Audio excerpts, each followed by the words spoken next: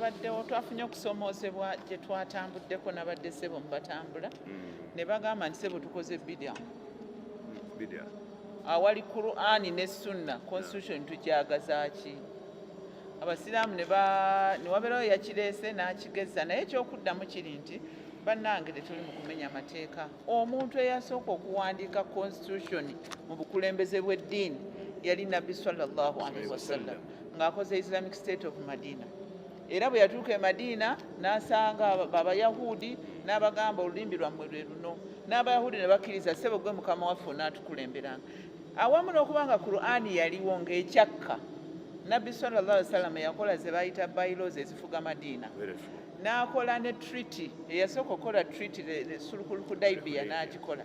Ekintu kino tekibalemesa kujja nti oba tumenya mateeka wabula waliwo ebintu bye tulina okukola biri managerial bino ebintu bya bukulembeze tunakikola tutya tunakisolovinga tutya era under no circumstance tewali we tugenda kwawukanira na Qur'ani oba sunna za Nabbi sallallahu alaihi wasallam.